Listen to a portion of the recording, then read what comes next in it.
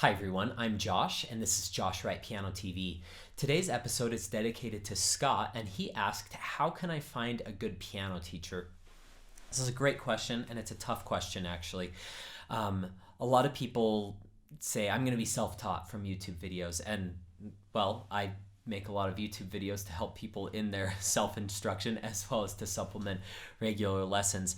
But I think that you should always try to find a teacher. I've made videos on this before, but I do think a teacher is invaluable in your development. Piano is so difficult. There's so much going on there that I really do feel like you do need a good teacher. Now, how do you know where a good teacher is? You should usually go with the best teacher you can afford.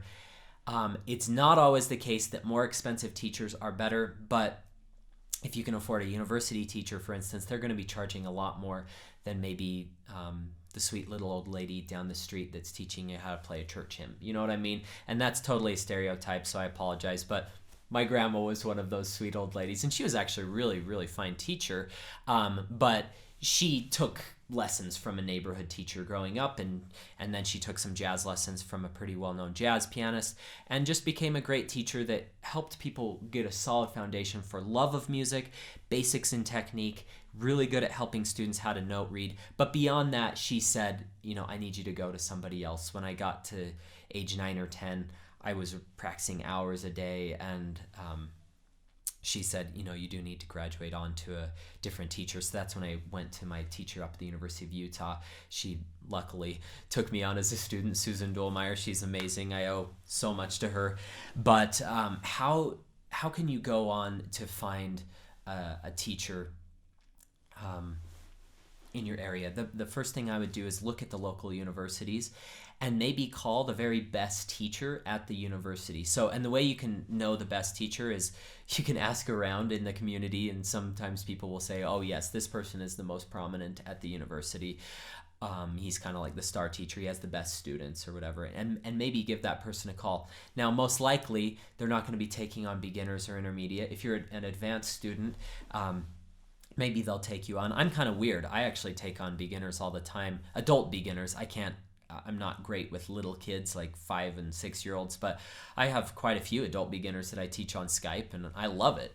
But a lot of university teachers won't do that. So ask them, say, if you don't have, if I would love to audition for you, but if you don't have any room, could you suggest the best local teachers in the community? That would be my very best suggestion. The other resource you could tap into is your local Music Teachers Association. So there's something called the MTNA, Music Teachers National Association, and I belonged to it for a few years, and when my students want to compete, I rejoin up. There's something called Utah Music Teachers Utah Music Teachers Association, UMTA, and they also have a lot of even just beginner teachers sometimes join up to those. It's a really great sense of community. They hold conferences, they hold master classes, they hold competitions. It's wonderful. It's a great organization. I really respect what they do. You may call the president of the local one. So if you're in Minnesota, it will probably be the MMTA, Minnesota Music Teachers Association. You can call the president of that and say, I'm looking for a teacher. I was wondering if you could tell me who is the most prominent in the community, who has competition winners, or any teachers you've heard good things about, and go about that way. Now, music is a very, how should I say this without sounding mean?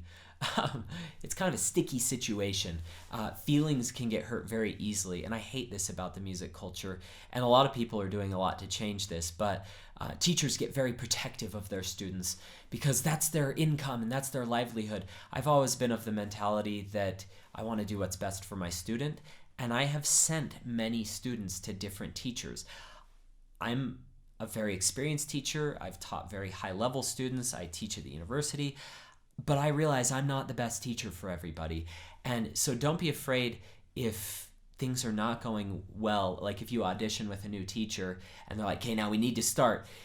If they have a really good reputation, I would definitely give that a chance. But if things aren't going well, don't be afraid to say, hey, I need to go a different direction. You know, it's sad when that happens, either for the teacher or the student. Sometimes it's great. Both are celebrating because neither got along with each other. But for the most part, there's usually one of the parties are sad. Either the teacher is sad to lose the student, or the teacher doesn't have room to take the student anymore. But always ask the best teachers for referrals. That's where I would start. And then you can search online for a teacher as well. I've certainly built a pretty big studio just through my YouTube channel. People are like, hey, I like your style. Can we do some lessons?